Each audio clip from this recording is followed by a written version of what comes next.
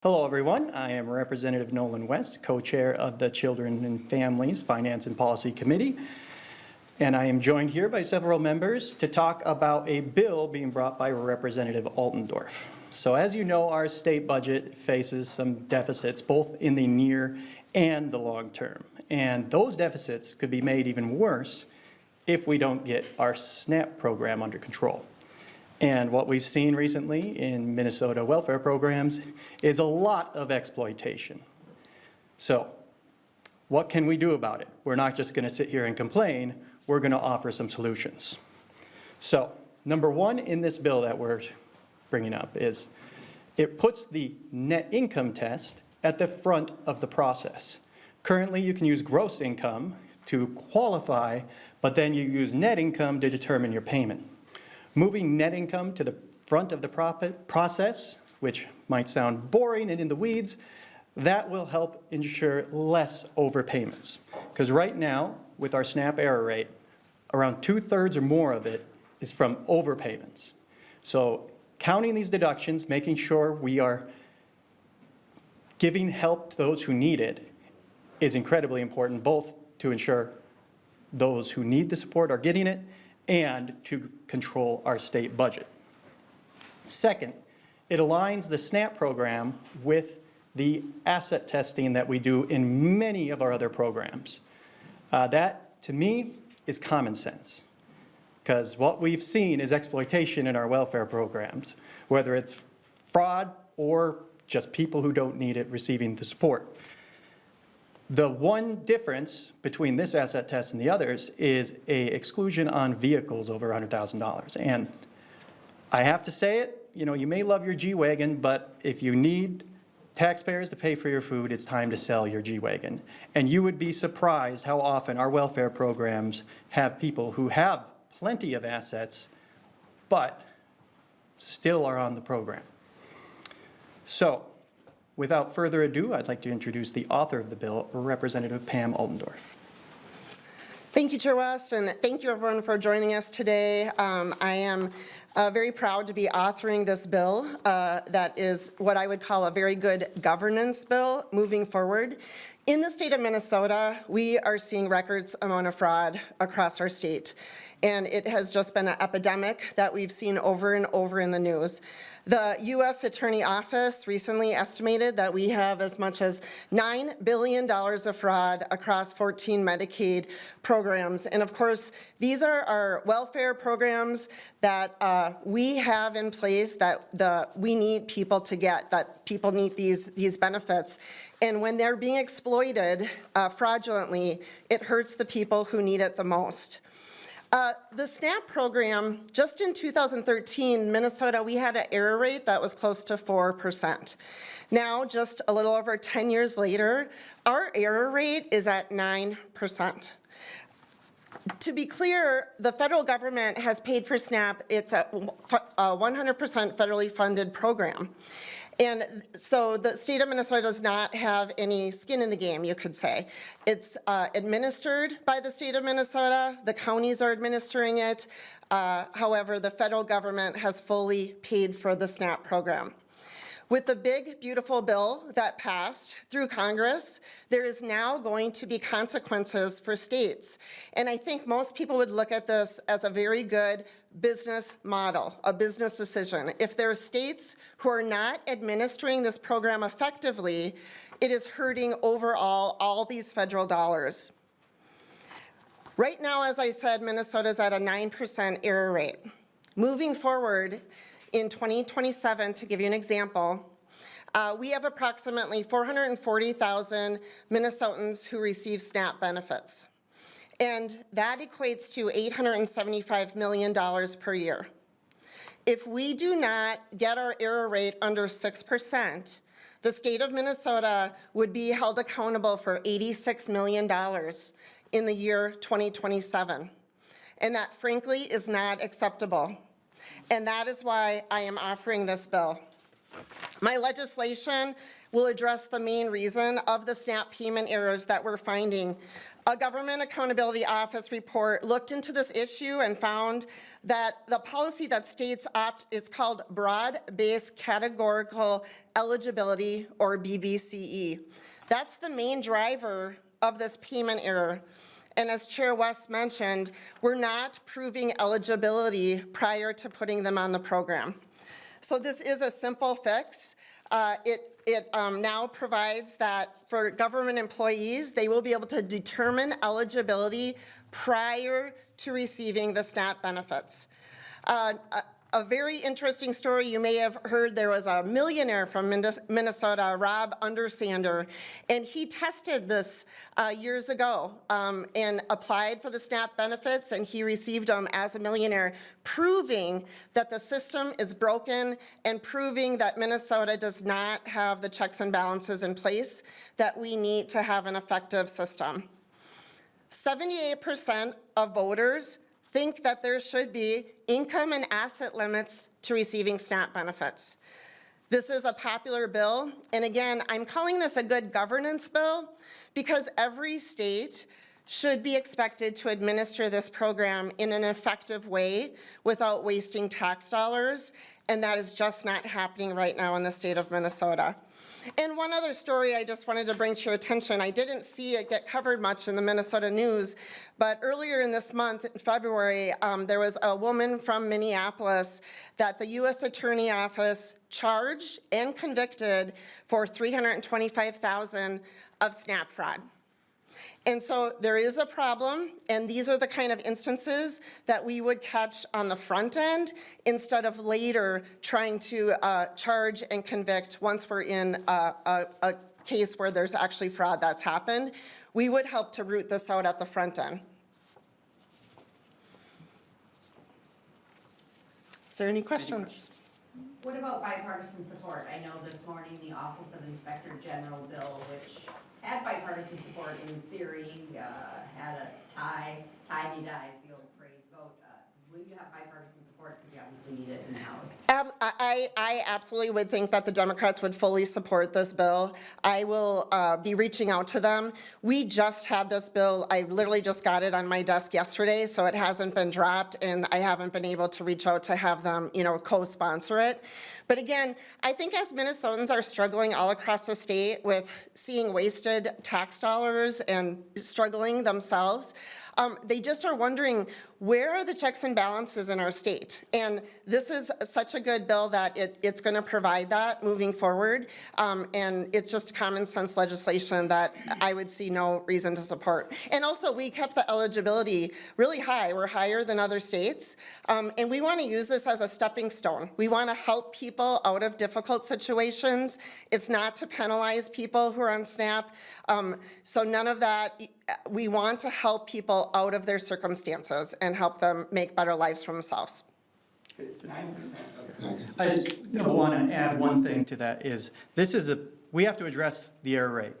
This might not fix it by itself, but we can complain about cuts coming down and all that from the federal government, but we're presenting something that can move us closer to getting our error rate where we don't have to face those. And this is one piece of that. We welcome the other side of the aisle to develop ways that we can bring the error rate down. This error rate you keep talking about, a lot of it is just kind of like slight overpayments, slight underpayments to SNAP recipients. Besides the instance you mentioned from 2018 and the U.S. Attorney's Office instance from earlier this month, do you have any other specific examples at all that there's actual fraud being committed in the SNAP program? So the Secretary of Agriculture, Brooke Rollins, they asked all of the states, when the Trump administration took over, they asked all of the states to help clean up their SNAP rolls. And 29 states complied with that. 21 did not. Minnesota is one of the states that did not comply with that. In the other 29 states, I have the numbers here, but there's, right here, 500,000. So in 29 states, 500,000 receive double benefits, 350,000 are receiving SNAP benefits from multiple states, And nearly 200,000 people were found dead, but someone was still receiving the benefits from SNAP.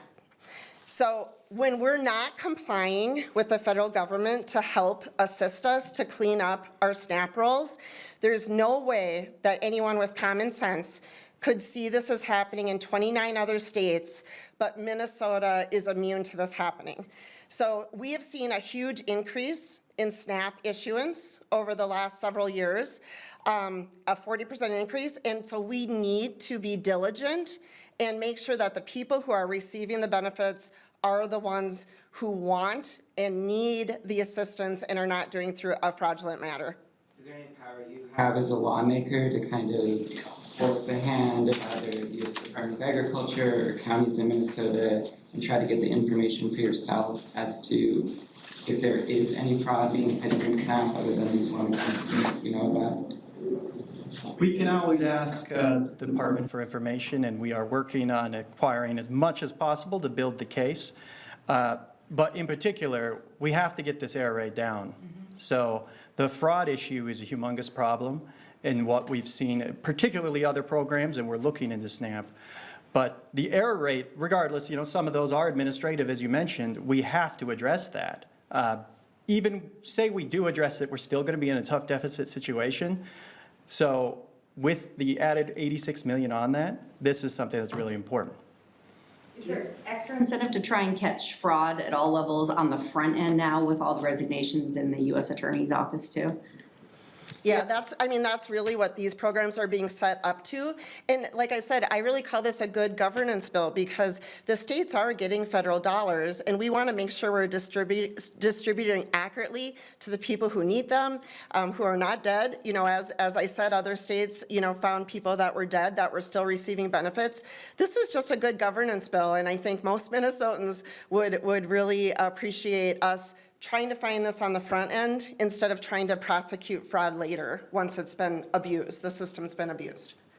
Would this make it tougher, easier, about the same to enforce? Would you need additional people in whatever department it would be, or can it, same budget for supervision? Yeah, no, that's a good question. It's going to be handled at the counties, and what I have been told is this should not be much different. It's just that now they do have to use eligibility criteria, but they still have to process people that are using SNAP, so that part is not going to change much. And again, the cost will go back to the counties. If we don't fix this, the counties are already struggling, right? And if we do not fix this, the cost will go back to the counties on administering this, that we're having that $86 million that we would be responsible for. So we can't have that happen. We don't have that kind of money in Minnesota, and we need to start putting in place these good governance bills to prevent it on the front end. Have human service people in Hennepin and Ramsey counties signed on, or what's the county's view of this? Do you know? Again, we just got the bill back, and so we wanted to make sure that we're announcing it, but those are all people stakeholders that we will be talking to make sure that they're on board as well. And this is not to make the job, it's actually to make it easier. This is giving a tool in the toolbox to our counties to verify eligibility, which was taken away. So prior to 2010, this was in place, and we're giving it back. And we did prior to today, let them know what we were working on so we can get their input. So they were aware of this before today, and when we come to the hearing, we will definitely welcome their input. And if this needs improvement from their perspective, we're all ears. This is a problem we need to solve. I can't imagine the state budget in a few years after this. Senate authors, have you talked to the other chamber? I haven't talked to a senator. Yeah. Yes, yeah, absolutely. My Senator Joskowski will sign it in the Senate, but there's many people that are interested. And again, this is about as bipartisan as it should get. This is a good governance bill, and this should not be controversial to anyone. And again, Minnesota taxpayers want us to start being more responsible, and this shows that. You mentioned at the start that SNAP is entirely federally funded, but we've been talking about the county's administration of it. Do counties have to pay money at all to administer it, or is that money coming from the feds as well? That does come from the counties. The Fed does help pay for their administration, but not entirely. I'm wondering, just at this moment, as county property taxes have been skyrocketing, is there concern that you might be adding costs to county budgets? No, again, I answered that a little bit earlier, but we don't expect this to increase the workload of the counties, that they do have to process these applications, but now we're just putting teeth into the eligibility. And the counties do asset testing for numerous other programs, and this net income test, they do it. Right now, they have this categorical exemption that allows gross income to advance somebody through the process, which only creates a greater opportunity to have these payments messed up when you do it down the line. They already do these things, so we believe it's going to be just fine, but we do welcome their input. Thank you. This was fun. Thank you. Thanks. Thank you. Representative, will you take off topic?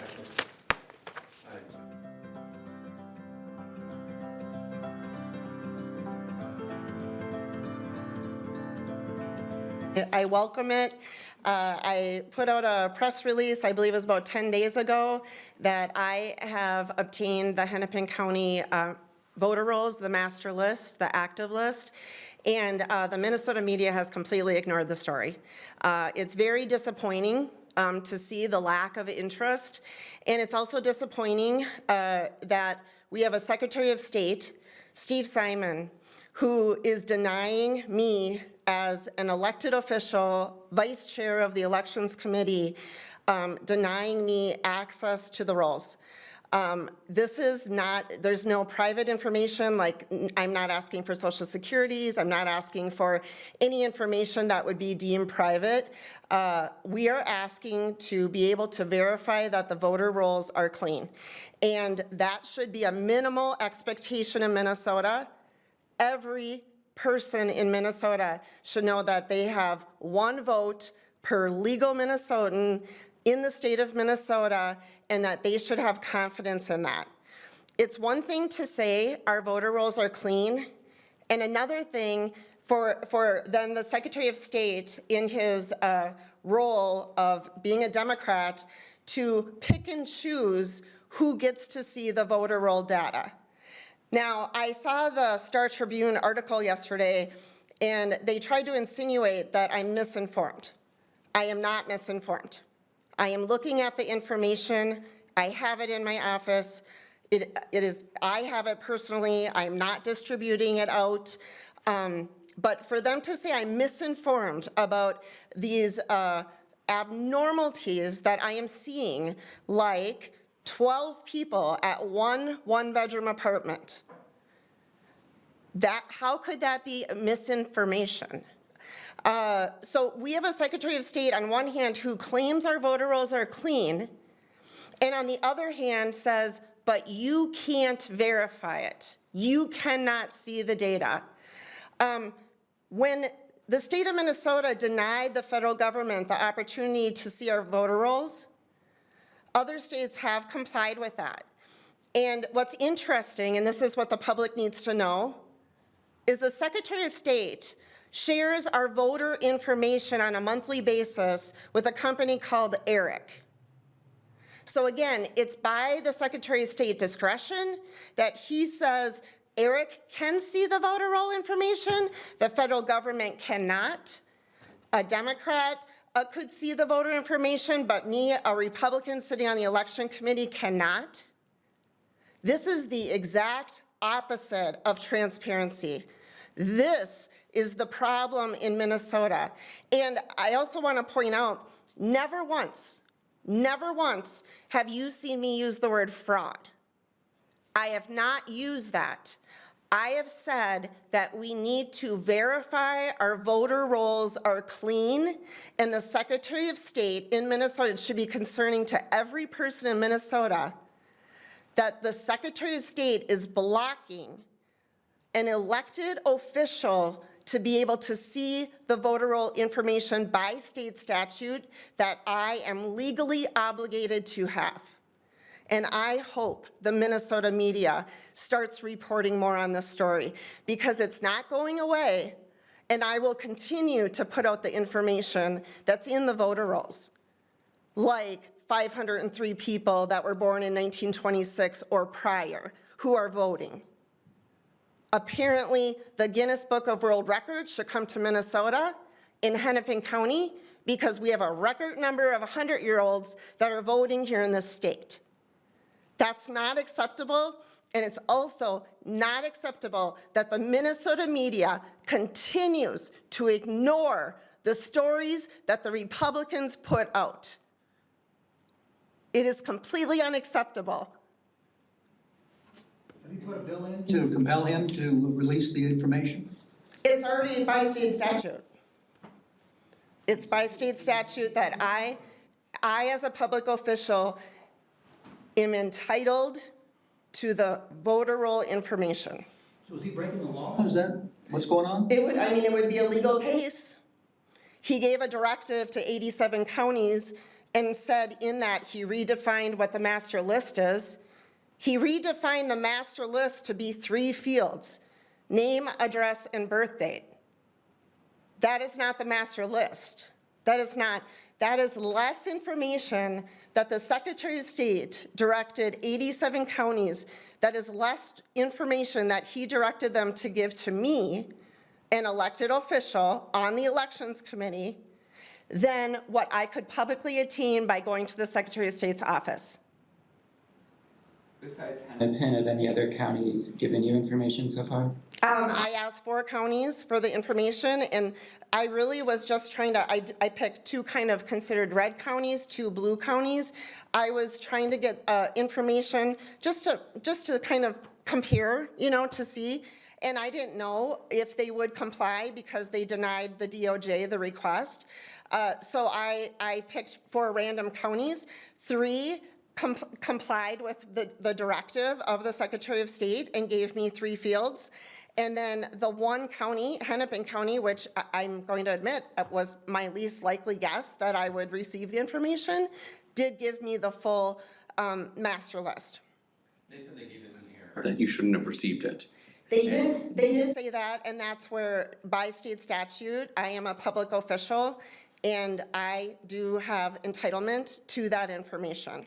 Are you finding inconsistencies? They say that the information's accurate, that they're confident in the data. Are you finding a lot of discrepancies? Well, here we are, 6 months after an election and 6 months before a next election, right? There's a lot of missing information, which it would be like an important field: name, address, birth date. That should not be acceptable to anyone. Like I said, unusual amount of people over the year 100. We also have things like 12 people living in 1-bedroom apartment.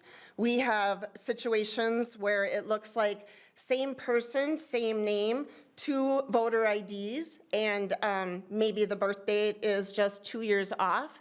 So there's a lot of information that I've received. And to deny that what I am seeing in fact, and I have in my possession, and for the Star Tribune to try to insinuate, for the Minnesota media to ignore the story, and for the Star Tribune to insinuate that I misinterpreted the information is frankly laughable.